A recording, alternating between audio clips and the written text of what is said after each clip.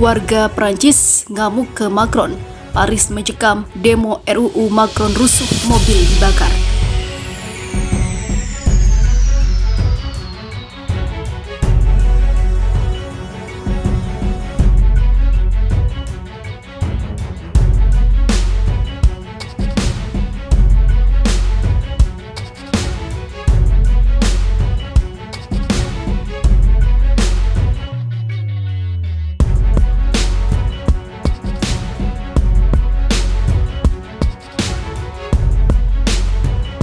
Kota Paris sempat mencekam demo berujung anarkis terjadi di negeri itu pada Sabtu malam dan menimbulkan kerusakan di sejumlah sisi kota. Massa anarkis melemparkan proyektil ke arah polisi anti huru-hara. Mereka juga menghancurkan etalase toko, membakar mobil dan barikade selama demonstrasi itu berlangsung.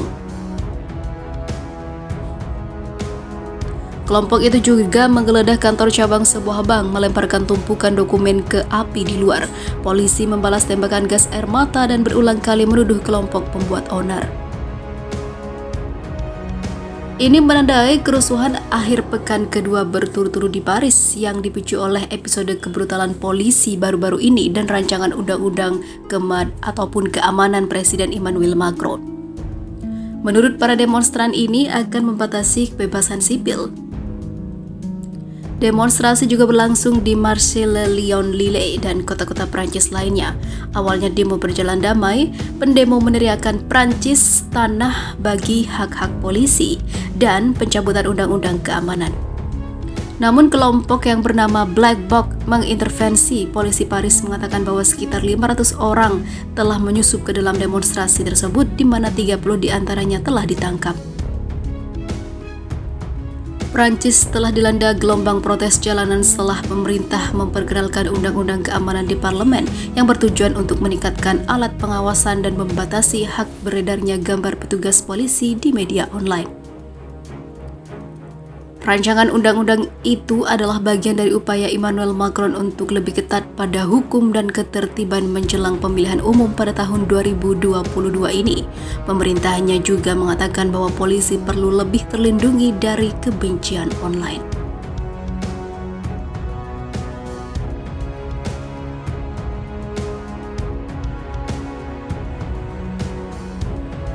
Gempar anti-Cina marak di Turki, Beijing minta warganya waspada. Beijing memperingatkan warganya yang sedang melakukan perjalanan ke Turki agar lebih berhati-hati, sebab di negeri itu sedang marak protes anti-Cina. Belum lama ini pelancong Cina diserang dan diganggu. Peringatan yang disampaikan Kementerian Luar Negeri Cina melalui websitenya. Itu menyatakan telah terjadi berbagai demonstrasi yang mengarah kepada kepentingan pemerintah Cina. Hubungan antara Turki dan Cina tegang setelah pemerintah negeri komunis itu melarang Muslim Uighur yang tinggal di provinsi Xinjiang beribadah dan menunaikan puasa pada bulan suci Ramadan. Perlakuan pemerintah Cina mendapatkan perhatian besar warga Turki yang memiliki latar belakang budaya dan agama sama dengan warga Uighur. Turki bersumpah akan membuka pintu bagi etnis Uighur untuk melarikan diri guna menghindar dari penganiayaan. Warga Cina diminta untuk tidak mendekat atau memfilmkan unjuk rasa, mengurangi kegiatan di luar rumah, bunyi peringatan dari kementerian.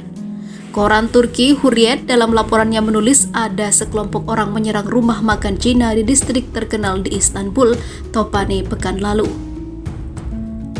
Ratusan pengunjuk rasa menggeruduk kantor konsulat Cina di Istanbul sambil membawa bendera dan meneriakkan slogan anti-Cina di luar gedung. Para pengunjuk rasa juga membakar bendera Cina. Kami Uighur adalah saudara kami. Mereka dianiaya karena imannya, tutur Mohammed Gökçe, 17 tahun, yang mengenakan ikat kepala warna biru dengan kalimat warga Turki Timur, kalian tidak sendiri, ungkapnya.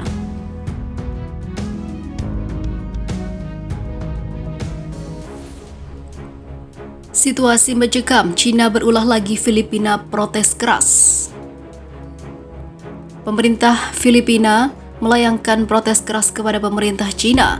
Hal ini terkait dengan tindakan 3 kapal penjaga pantai Cina yang memblokade dan menembaki dengan meriam air kapal logistik Filipina.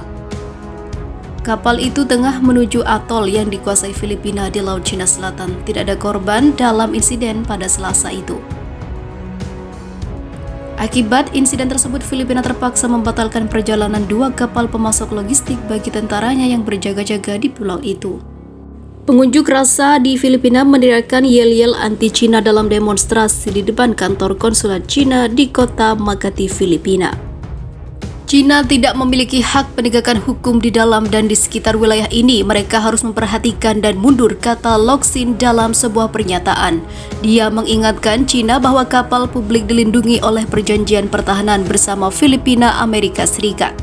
Locsin mengatakan dia telah menyampaikan pernyataan keras kepada Duta Besar Cina di Manila yang berisi tentang kemarahan, kecaman, dan protes Filipina atas insiden tersebut. Kedutaan Cina tidak segera menanggapi permintaan pernyataan dari Reuters tersebut.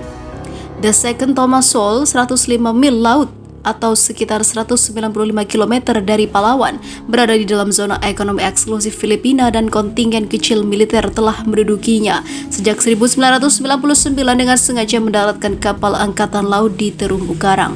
Cina menganggap wilayah itu sebagai wilayahnya karena berada dalam 9 garis putus-putus yang digunakannya pada peta yang menunjukkan klaimnya atas hampir seluruh laut Cina Selatan.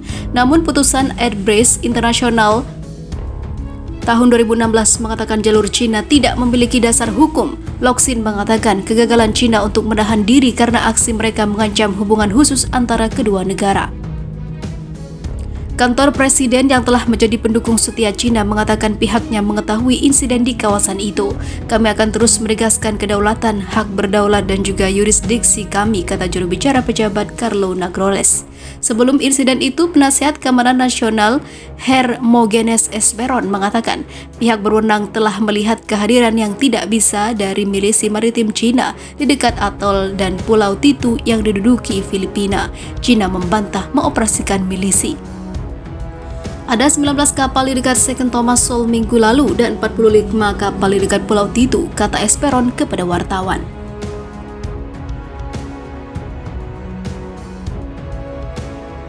Heboh anti-Cina, pro Xi Jinping di negara ini ditolak warga hingga diusir. Pemilihan Presiden Filipina dalam beberapa bulan lagi akan diselenggarakan. Meski begitu, nuansa dan dinamika pemilihan yang rencananya akan dilangsungkan tanggal 9 Mei 2022 itu sudah mulai muncul di permukaan. Salah satu topik yang dipandang masyarakat Filipina dalam pemilihan kali ini adalah Cina. Negeri Xi Jinping memiliki rangkaian ketegangan dengan Manila, terutama perihal klaim di Laut Cina Selatan.